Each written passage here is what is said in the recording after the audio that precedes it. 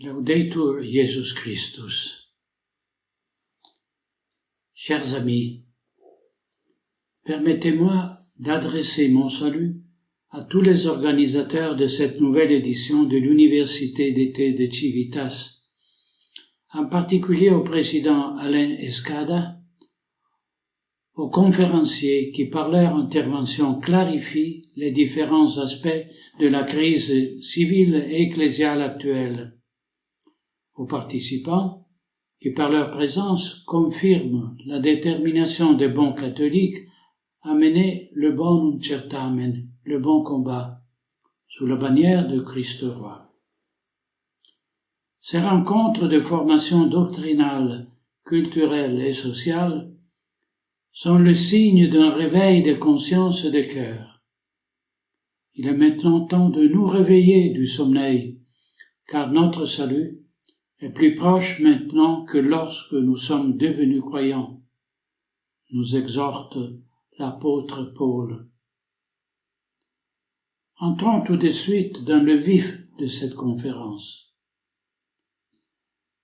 Comme il y a une cohérence du bien, il y a aussi une cohérence du mal. Le bien, attribut substantiel de Dieu, a sa propre cohérence, aussi en ceux qui y participent. Est cohérent avec le bien, l'amour de la mère qui prépare le goûter pour ses enfants, la sollicitude du chef d'entreprise envers ses employés, la préparation des leçons par le professeur, le dévouement du médecin envers ses patients, la disponibilité du prêtre dans le soin des âmes qui lui sont confiées.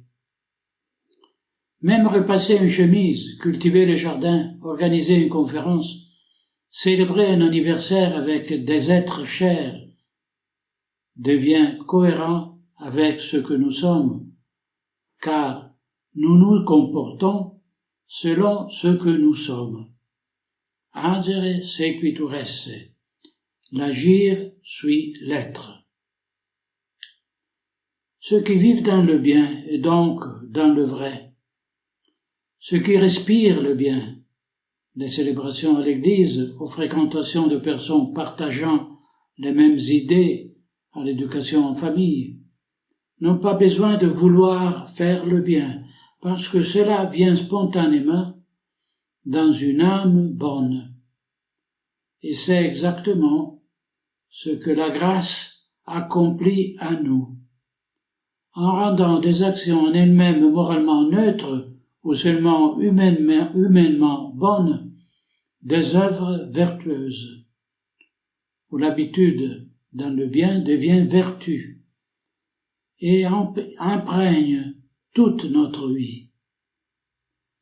Et en ajoutant aux actions qui sont bonnes dans l'ordre naturel ce quid, ce quelque chose qui les élève dans l'ordre surnaturel, en les dirigeant vers un but supérieur. De notre côté, quand on aime le Seigneur, que peut-on désirer de plus beau et de plus épanouissant que de faire sa volonté? Et quoi de plus motivant dans nos relations avec le prochain que de lui faire connaître ce saint vrai qui est aussi suprêmement bon et juste? Bonum diffusivum sui, selon l'adage scolastique. Le bien est diffusif de soi, inclin à se répandre. Cela nous est démontré par l'œuvre du Créateur, qui à partir de rien fait naître toutes choses, visibles et invisibles. Cela nous est confirmé par l'œuvre du Rédempteur, qui retire de l'abîme de l'offense à la majesté divine l'homme rebelle en Adam par le sacrifice de l'homme-Dieu. Mais comme il y a une cohérence dans le bien, il y a une cohérence dans le mal. Et ces actions que nous jugeons apparemment sans gravité, si nous ne le contextualisons pas, se révèlent être des rouages d'un engrenage, peut-être insignifiant, mais qui lui permettent de fonctionner et sans lesquels la machine se bloquerait. C'est pourquoi le mal, qui ontologiquement est un non-être, une absence de bien, cherche à s'infiltrer dans nos âmes par petits pas, provoquant des chutes progressives, en s'assurant qu'il ne suscite en nous aucune inquiétude ni aucun remords. Puis il grandit et se développe comme un cancer. Et là où le bien apporte plus de bien, le mal appelle plus de mal, nous accoutumant lui et à tout ce vers quoi il nous entraîne. Les plans infernaux de l'élite mondialiste, dont nous avons découvert la malice intrinsèque, sont eux aussi cohérents les uns avec les autres, parce qu'ils sont mus par la haine de l'adversaire envers le Christ. Le projet de Bill Gates d'obscurcir le soleil, vacciner la population mondiale, celui de George Soros de faire envahir les pays occidentaux par des hordes de musulmans et saper la famille naturelle en finançant les mouvements woke et LGBTQ, le plan de Klaus Schwab pour nous forcer à manger des insectes ou à nous confiner dans les smart cities de 15 minutes, celui de l'idéologue de Davos, Harari, d'effacer l'idée d'un Dieu transcendant et de réécrire une Bible politiquement correcte, le projet de l'État profond de centraliser le contrôle des citoyens avec l'identité numérique, la monnaie électronique et la manipulation du vote, le projet de Bergoglio de transformer l'Église en une agence de l'ONU et du Forum économique mondial de Davos ne sont pas des plans autonomes mis en œuvre sans aucun lien les uns avec les autres. Dans tout ce qui s'est passé au cours des dernières décennies, sous une forme plus souterraine, et plus récemment de manière beaucoup plus évidente, nous pouvons reconnaître un esprit, une intelligence capable de donner une organisation apparemment infaillible et implacable.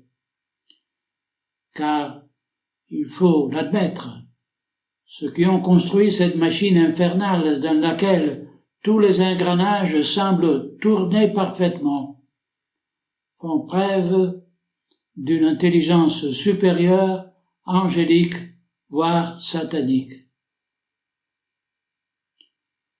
Le constat de l'efficacité organisationnelle des méchants ne doit pas nous effrayer, ni nous faire renoncer à combattre leurs plans. En effet, je crois que c'est précisément cette perfection presque mécanique, sans âme, dans le camp ennemi, qui finira par constituer sa propre condamnation. Simul stabunt, simul cadent, récite l'adage latin. Ensemble ils se tiennent, ensemble ils tomberont.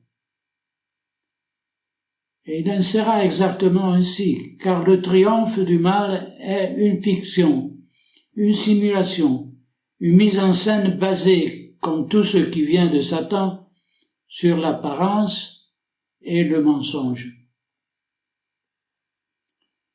Revenons un instant à Pâques de l'année 33. Plaçons-nous parmi ceux qui à Jérusalem furent témoins de la crucifixion de Jésus, après l'avoir vu accomplir miracles et guérisons.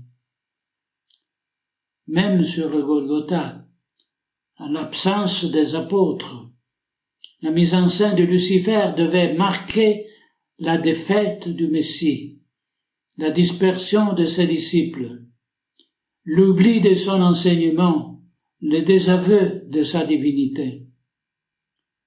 Mais précisément sur la croix, instrument de mort et d'infamie, le destin de l'humanité est inversé par celui qui, avec la mort du corps, a restauré la vie de l'âme, et qui, se laissant clouer à ce bois, y clouait l'enfer. Ô mors, et remords-toi. Ô mort, je serai ta mort.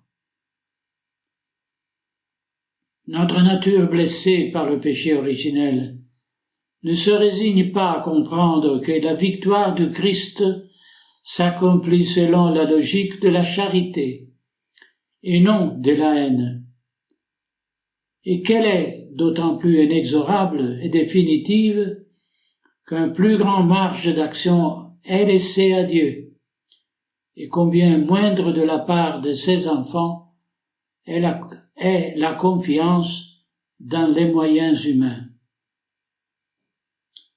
Ne jugeons donc pas par un signe de la défaite inévitable de bon.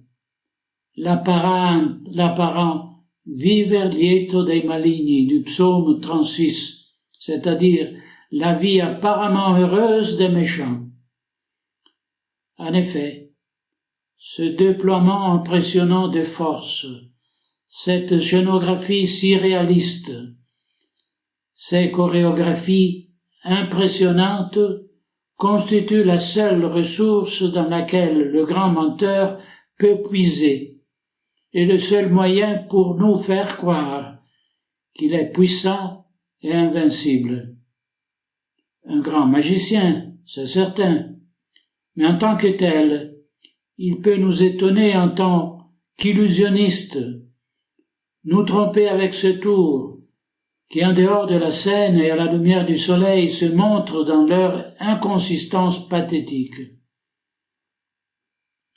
Le jeu du lapin extrait du chapeau, à savoir le respect de l'environnement, la santé des citoyens, la fraternité universelle, ou le spectacle de la femme sciée en deux, fonctionne tant que le public reste à distance et se laisse tromper par la pénombre et les gestes théâtraux du magicien.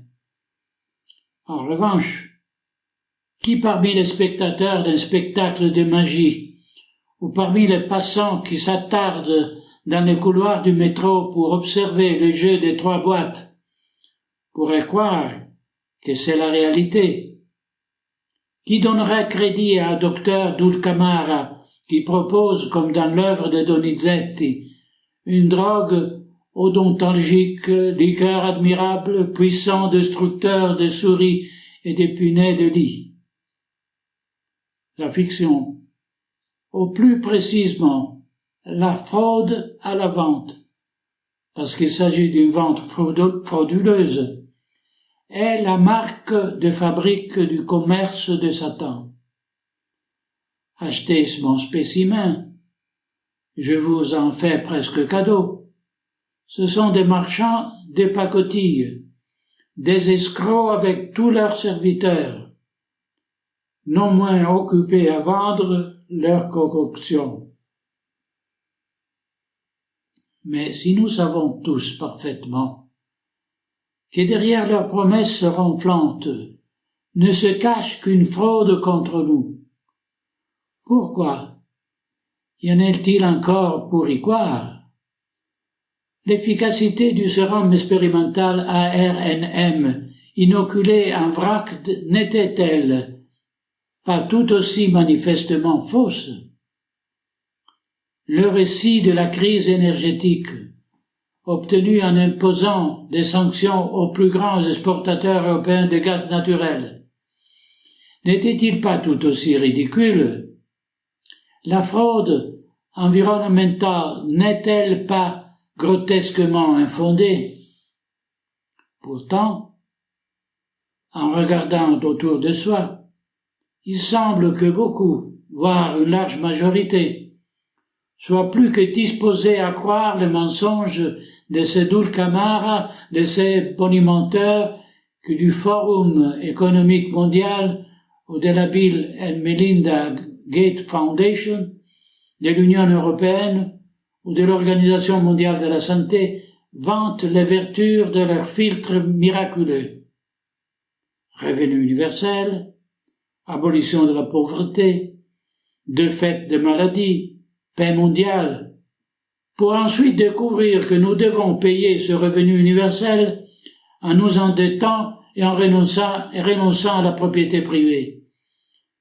Que leur abolition de la pauvreté conduit à la misère des individus et des nations. Que Big Pharma veut que nous soyons des patients chroniques. Que l'appel du nouvel ordre mondial signifie la guerre perpétuelle. Comment cela a-t-il été possible? Beaucoup ces dernières années se sont demandé. Comment a-t-il été possible qu'une si grande partie de l'humanité ait pu consentir à tout cela? Si nous regardons en arrière, en remontant aux années 80, par exemple, avant que la haute finance ne décide d'attaquer les nations européennes avec la privatisation des biens de l'État et avec la destruction définitive de la société et de la famille, déjà commencé bien avant, il nous semble presque impossible qu'en si peu de temps, l'ennemi ait pu avancer et de façon aussi impressionnante sans susciter des réactions et des résistances significatives. Et si nous écoutons les paroles de ceux que Jean XXIII appelait prophètes de malheur, qui dès les premières sessions du Vatican II ont annoncé l'apostasie à laquelle le Concile conduirait, il semble impensable que leur avertissement ait pu être ignoré et ait même mérité de la part des pasteurs suprêmes la condamnation et l'ostracisme de ceux qui les ont lancés.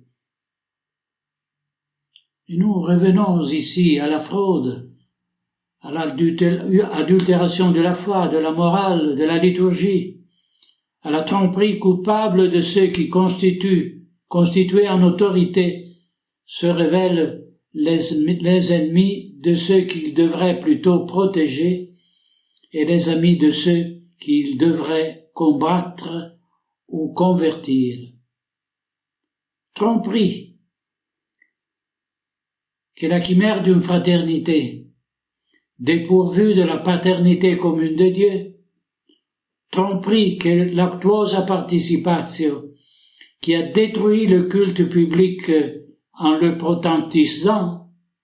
Tromperie que le sacerdoce commun des fidèles insinuait frauduleusement au concile pour affaiblir le sacerdoce hiérarchique. Tromperie que la prétendue démocratisation de l'Église que le divin fondateur a voulu monarchique et qu'aucune autorité humaine ne pourra jamais changer. Tromperie que l'œcuménisme par lequel la divine majesté est humiliée au niveau de la prostitution, comme l'Écriture appelle éloquemment les fausses religions. Tous les dieux des païennes sont des démons, récite le psaume. Saint Paul, pour sa part, affirme que les sacrifices des païens sont offerts aux démons et non à Dieu. Essayons de reformuler la question plus clairement. Comment a-t-il été possible que des peuples qui ont grandi dans l'héritage de la pensée grecque et romaine, à la lumière de la révélation chrétienne et de la civilisation que celle-ci a engendrée, aient décidé de croire à un mensonge manifeste, à savoir que la paix, la concorde, la prospérité et le bonheur sont possibles loin de Dieu. Plus encore, en se rangeant ouvertement du côté d'un ennemi que le Christ a déjà défait et vaincu. En y regardant de plus près, nous aurions pu poser cette question aussi à Adam et Ève. Vous étiez dans le paradis terrestre. Vous jouissiez de la familiarité du Seigneur et vous conversiez avec lui. Vous ne souffriez ni la maladie ni la mort. Vous aviez une intelligence agile dans l'apprentissage et la compréhension. Vous n'étiez pas soumis à la convoitise de la chair. Vous aviez tout, parce que vous aviez Dieu. Eh bien, comment avez-vous pu croire le serpent, vous promettant qu'en désobéissant au commandement du Seigneur, vous obtiendriez ce que vous aviez déjà, quand il était évident qu'une créature rampante n'aurait jamais pu rivaliser avec la toute-puissance du Créateur? Nous trouvons des promesses similaires dans les tentations auxquelles notre Seigneur a voulu se soumettre au désert.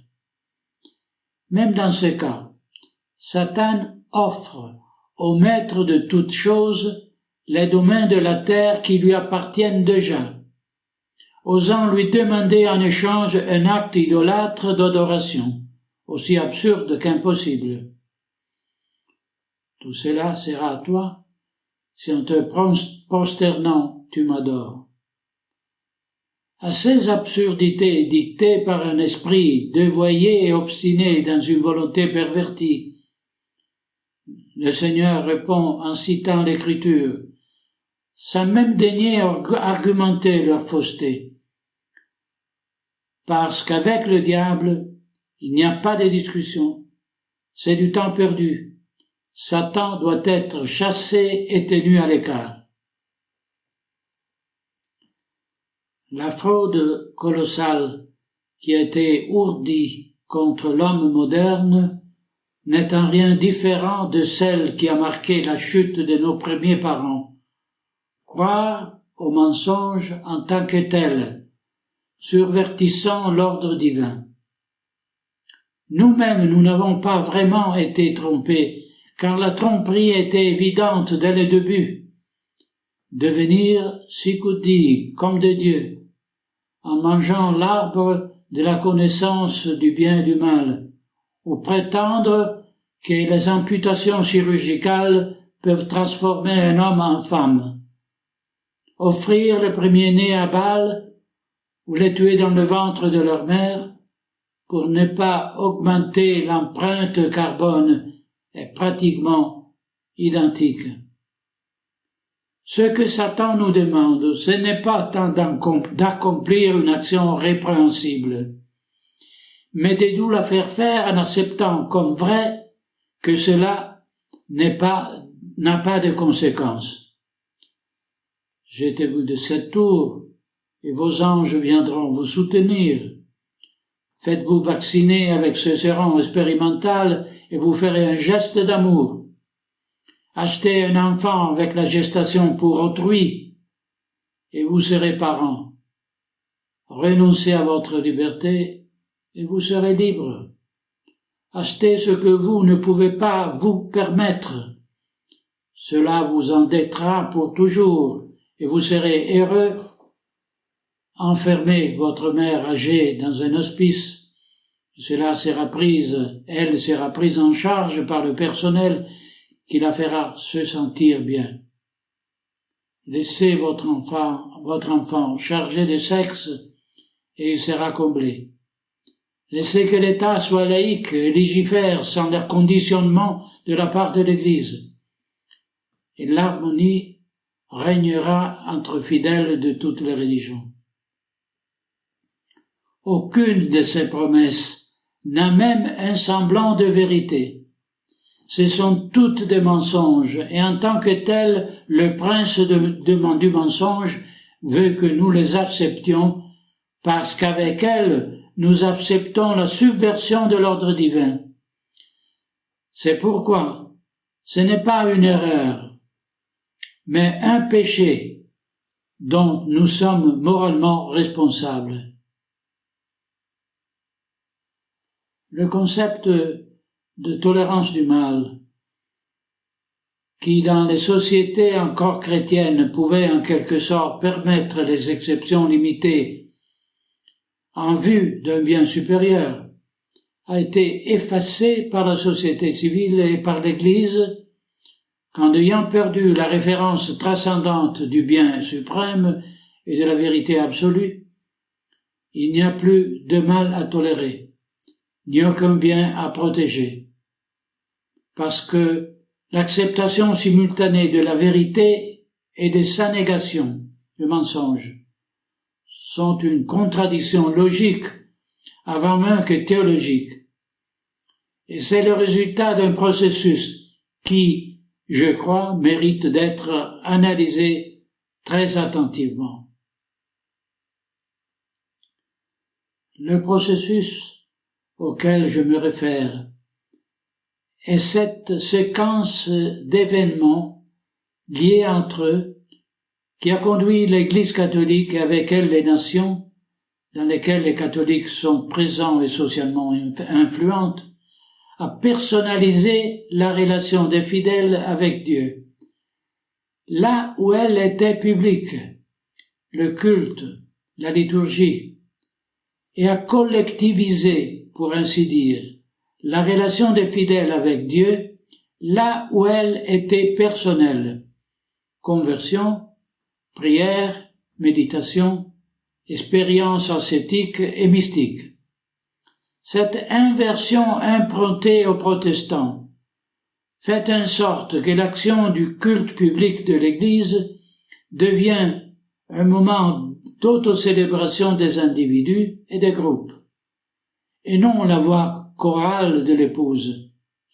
Et en même temps, elle annule l'union intime de l'âme avec son Seigneur, qui s'accomplit seulement dans le recueillement individuel pour exalter une communauté, pour lui donner consistance et attractivité en raison d'un marché ensemble, sans but.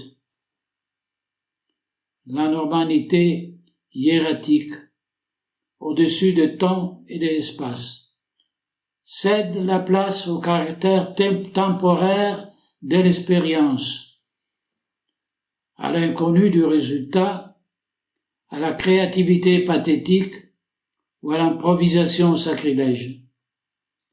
Et cela nécessairement s'étend à la vie civile, où le témoignage du catholique non seulement n'est pas nécessaire, mais doit même être déploré, et où les hommes politiques, même s'ils sont nominalement catholiques, peuvent légiférer contrairement à la loi de Dieu et de l'Église. Parce que chacun d'eux est convaincu qu'il peut penser d'une manière et agir dans le sens opposé, alors qu'en réalité, il finit par penser sur la base de la façon dont il agit. Tant que la hiérarchie de l'Église a été fidèle à son mandat, chaque persécution des gouvernements anticatholiques et révolutionnaires a été affrontée avec honneur et fermeté, souvent même avec l'héroïsme du martyr, comme en Vendée, en Espagne, au Mexique, en Union soviétique et en Chine. Mais dès que Vatican II a réinitialisé la hiérarchie dans un sens libéral et progressiste, c'est elle-même qui a promu la sécularisation de la société et l'exclusion volontaire de l'Église de la religion et la religion de toute sphère de la vie civile, allant jusqu'à appeler à la révision des concordats. En l'espace de quelques générations, la civilisation chrétienne construite grâce à l'Église catholique a été reniée et oubliée, jusqu'à saper les fondements du pacte social.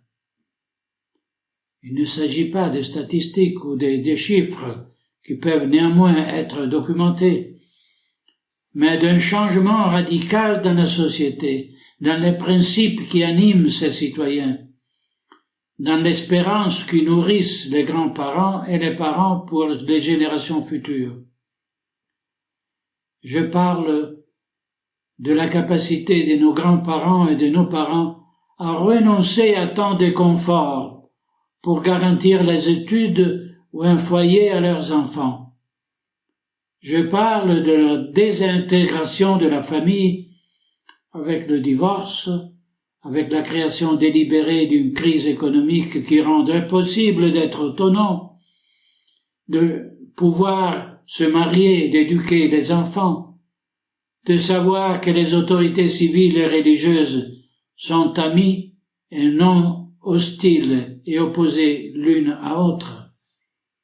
Cela a également conduit les générations à perdre progressivement, mais inexorablement, tout son héritage, des comportements quotidiens, des idiomes, d'habitudes qui étaient la traduction pratique de la manière d'être d'un catholique.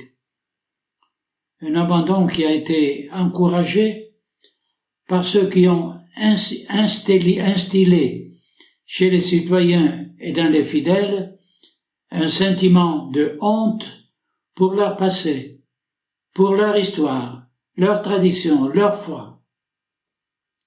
Il est déconcertant que cette trahison a été consommée sans réaction après avoir été imposée d'en haut, à la fois dans le domaine civil et chose inouïe dans la sphère ecclésiale. La laïcité de l'État, avec laquelle les nations se débarrassent de la seigneurie du Christ, constitue la base philosophique et théologique sur laquelle la dissolution de la société chrétienne a pu être théorisée. Sans le principe de la laïcité de l'État, le divorce, l'avortement, l'euthanasie, la sodomie, la manipulation génétique et le transhumanisme n'aurait jamais pu être introduit dans la législation nationale. Et cela s'est produit avec le soutien décisif de l'Église profonde depuis les années 60 et plus récemment avec l'asservissement total de la hiérarchie catholique à l'agenda 2030. Même Monseigneur Héctor Agüer, ancien archevêque de La Plata en Argentine, l'a reconnu, lui aussi. Tout cela a disparu. Aucune jeune membre d'une famille moderne n'a jamais entendu parler de comment on vivait autrefois, de ce que l'on croyait, de ce que l'on espérait. D'autre part, où sont les grands-parents qui jadis s'occupaient de leurs petits-enfants et leur transmettaient les souvenirs de leurs ancêtres, la sagesse, leur simple religiosité? C'étaient les grands-parents qui amenaient leurs petits-enfants prier devant l'image de Notre-Dame, leur enseignaient les prières, comment faire l'examen de conscience, comment réciter un requiem en passant devant le cimetière, leurs enseignant la signification de l'obéissance aux parents, de l'honnêteté de la parole donnée. La franc-maçonnerie a éliminé les personnes âgées, les transformant en marchandises pour l'activité des cliniques ou en les exterminant avec un sérum génique ou par la ventilation forcée.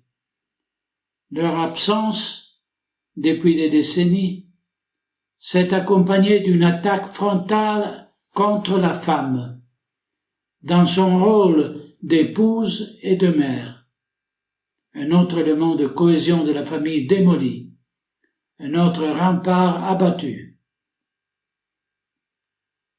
L'attaque contre la figure paternelle, jusque-là calquée sur l'autorité et la bonté de Dieu le Père, a été menée avec la corruption des mœurs, avec la pornographie, avec la promiscuité, et enfin, ayant rompu le cordon ombilical qui lie la sexualité à la relation conjugale, visant à la procréation, l'homme, le mari, le père, le citoyen, a été davantage détruit en stigmatisant sa masculinité comme toxique et l'efféminant en le castrant dans la volonté et dans l'intellect, en plaçant le moyen, c'est-à-dire le plaisir légitime de l'acte conjugal, avant la fin naturelle, la procréation, puis en substituant le moyen à la fin. Et les enfants, séparés de leurs parents qui travaillent, trouvent à la télévision, sur Internet, sur les réseaux sociaux, à l'école et partout, un nouvel oracle, une entité qui les décharge de la responsabilité de choisir en leur disant quoi penser, quoi vouloir et contre qui diriger leur frustration. Et inimici domini domestici eius. Et l'homme aura pour ennemi les gens de sa maison. Cette entité à laquelle le pouvoir voudrait reconnaître des caractéristiques presque divines, simulant les facultés de l'intelligence humaine, propose un nouveau credo écologiste, exalte de nouvelles vertus green and woke, désigne de nouveaux maîtres, célèbre ses liturgies, parce qu'elle se présente comme une religion et en tant que telle exige l'assentiment de ses fidèles et l'obéissance de ses ministres, à ses ministres. Le système d'endoctrinement est expérimenté et tout au long de l'histoire. Il n'a changé que quelques détails en raison de l'époque du progrès technologique, mais il a toujours préservé le schéma originel. Et c'est ce schéma qu'il faut connaître si l'on veut s'y opposer sous toutes ses formes, sanitaires, énergétiques, climatiques, militaires, financières, religieuses. Un schéma qui s'inspire indéniablement non seulement de l'abolition de la seule vraie religion, mais aussi de son remplacement par la religion luciférienne du progrès, de l'humanité, de la fraternité, de la terre-mère. Ne soyons donc pas surpris si le prétexte initial avec lequel la franc-maçonnerie a sapé l'autorité de l'Église catholique au nom de la liberté religieuse échoue pour laisser la domination incontestée, également reconnue au niveau institutionnel, à la seule religion compatible avec l'idéologie du nouvel ordre mondial, le culte de Satan, qui après s'être caché pendant 2 siècles derrière Prométhée et la déesse Raison, se manifeste aujourd'hui publiquement au grand jour et revendique pour lui-même cette exclusivité qu'il avait reprochée et niée à la véritable Église, au point de devenir religion d'État pour imposer ses dogmes absurdes et ses fausses croyances à la communauté internationale, pour endoctriner les enfants et les jeunes dans les écoles, pour obliger les citoyens à se conformer à ses préceptes.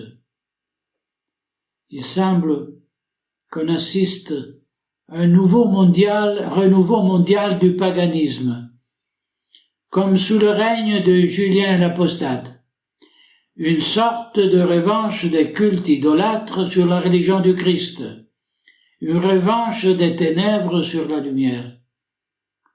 Mais cela, comme nous le savons, est ontologiquement impossible. Permettez-moi, chers amis, dans le cadre de cette université d'été, de vous présenter Exurge Domine. Face à l'abdication de l'autorité civile, de nombreux groupes à travers le monde s'organisent pour s'opposer aux violations des libertés fondamentales, pour les dénoncer, pour coordonner l'aide à ceux qui sont ostracisés en raison de leur résistance. Ce n'est pas une substitution du pouvoir, ni une forme de sédition. C'est la réponse nécessaire, en attendant des temps meilleurs, de ceux qui voient menacer leur avenir, leur bien, leur vie même. J'ai considéré qu'il était de mon devoir de pasteur de prendre une initiative similaire dans le domaine ecclésial, en donnant vie à l'association Exsurge Domine, pour contrer la persécution que les prêtres et les religieux traditionnels souffrent aux mains de la secte bergolienne en raison de leur fidélité à l'Église du Christ. Aujourd'hui, infesté de traîtres, de corrompus et de mercenaires. Exsurge Domine, sous mon patronage personnel, veut aider les clercs, les religieux, les moines, les moniales privés des moyens de subsistance expulsés de leur monastère, persécutés par les supérieurs parce qu'ils sont liés à la liturgie apostolique ou parce qu'ils ne veulent pas renier le charisme de leur ordre. Curés qui du jour au lendemain sont écartés de leur paroisse, moniales auxquelles Rome impose une abaisse progressiste, clercs réduits à l'état laïque sans procédure régulière et avec des accusations infamantes. Toutes ces bonnes âmes, amoureuses du Christ et fidèles à l'Église, ont besoin de l'aide matérielle, de soutien spirituel, de l'assistance juridique et canonique.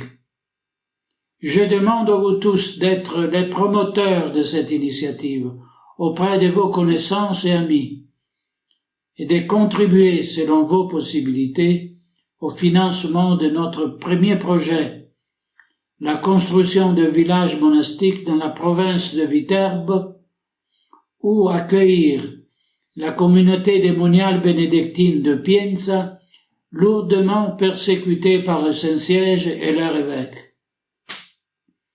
Votre soutien, également par la prière, permettra à tant de bons prêtres religieux de ne pas succomber aux purges bergoliennes et de pouvoir exercer le ministère ou suivre le charisme qu'ils ont généreusement choisi selon la volonté de Dieu. Je voudrais conclure mon intervention en me référant précisément à ce lieu où se déroule votre université d'été, Pomain, où apparut le 17 janvier 1871 la Vierge Marie, invoquée sur le titre de Notre-Dame de France. Peu de temps après, le 18 mars, la guerre franco-prussienne allait se terminer avec la défaite de Napoléon, et les émeutes du mois de mars suivant donneront naissance à la Commune de Paris. Dans cette circonstance, la franc-maçonnerie française d'inspiration socialiste et liée au centre du pouvoir culturel a organisé une révolution qui fut cependant noyée dans le sang. Au mois de mai suivant, par l'intervention du gouvernement de Versailles sur ordre de la franc-maçonnerie anglaise, qui est plutôt libérale et liée au pouvoir institutionnel. Aujourd'hui, ce fossé entre les différentes franc-maçonneries a été surmonté par un pactum sceleris qui les unit dans le but commun de mener à bien l'établissement du nouvel ordre mondial, prémisse nécessaire au règne de l'Antichrist. La Sainte Vierge, lors de l'apparition à Pomain, n'a rien dit. À ses pieds se déploie un rouleau en lettres d'or. Priez, mes enfants. Dieu vous répondra très bientôt. Mon fils se laisse toucher le cœur. Eh bien, aujourd'hui encore, ces paroles de réconfort restent valables et vraies. Le Seigneur répondra très bientôt, parce qu'il y a beaucoup de bonnes âmes qui, dans cette phase d'apostasie et de crise de l'autorité, se réveillent de la torpeur dans laquelle elles sont restées trop longtemps. La fraude infernale du mondialisme est vouée à l'échec total. Il n'y a pas le moindre doute là-dessus. La Babel du nouvel ordre mondial sombrera sous le poids de ces mensonges. Marque indubitable de l'œuvre du diable. Il est de notre devoir de proclamer la vérité, de rappeler au monde que le seul salut vient du Christ, Prince de la paix, à qui doit être restituée la seigneurie sur les nations et sur l'Église, qui lui a été usurpée par une autorité rebelle et corrompue. Que la très sainte Vierge, reine de victoire et médiatrice de toutes les grâces, hâte la fin de cette tribulation, afin que ces paroles prononcées à Fatima en 1917 s'accomplissent. À la fin, mon cœur immaculé triomphera. Avant de vous donner ma bénédiction, je vous invite à réciter ensemble une Ave Maria. Ave Maria, gratia plena, Dominus tecum, benedicta tu inter mulieres, et benedictus fructus ventris tui, Iesus. Santa Maria, Mater Dei, ora pro nobis peccatoribus, nunc et in hora mortis nostre. Amen. Precibus et meritis Beatissime Virginis Mariae et Omnium Sanctorum, benedicat vos omnipotens Deus, Pater et Filius et Spiritus Sanctus. Amen.